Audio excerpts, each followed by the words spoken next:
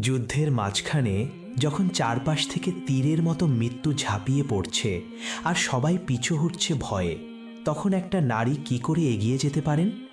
আমি আজ তোমাদের সাথে এমন একটা গল্প বলবো যা শুনলে হৃদয়টা নাড়া খায়। এটা উহুদের যুদ্ধের কথা। মুসলিমরা তখন খুব কঠিন সময় পার করছিল। দেখো, যুদ্ধ চলছে, মুসলিম যোদ্ধারা পিছিয়ে যাচ্ছে, শত্রুরা চারদিক থেকে আক্রমণ করছে। রাসূলুল্লাহ সাল্লাল্লাহু আলাইহি ওয়াসাল্লামের জীবনটা বিপদে। ঠিক তখনই এগিয়ে এলেন উম্মে উমারা নুসাইবা রাদিয়াল্লাহু আনহা। তার পুরো শরীর ঢাকা, হাতে তলোয়ার। তিনি রাসূলের সামনে দাঁড়িয়ে গেলেন যেন একটা জীবন্ত ঢাল। তীরগুলো তার গায়ে লাগছে, তলোয়ারের আঘাতও আসছে। ইতিহাস বলে সেদিন তার শরীরে 12টা গভীর ক্ষত হয়েছিল, কিন্তু তিনি টলেননি। একাই লড়লেন প্রায় 70 জন শত্রুর সাথে। মজার ব্যাপার হলো, এ যেন একটা মায়ের ভালোবাসা যা তার সন্তানকে বাঁচাতে সব কিছু দিয়ে দেয়। তোমরা কি কখনো এমন সাহসের কথা ভেবেছ? এই ঘটনা কুরআন আর হাদিসে আছে।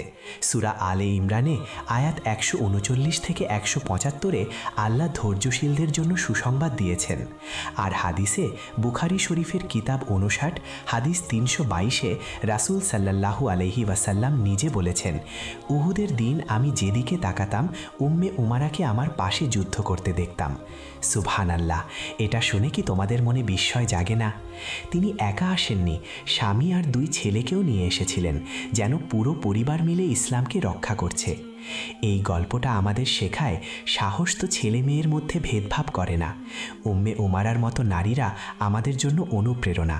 জীবনে যখন কঠিন সময় আসে, তার কথা মনে করলে মনে হয়, উঠে দাঁড়া, আল্লাহ তোর সাথে আছে। ভাই বোনেরা, আজ থেকে আমরা কতটা ধৈর্যশীল হতে পারি? সুবহানাল্লাহ! আল্লাহ সবাইকে তার পথে অটল রাখুন। আমিন।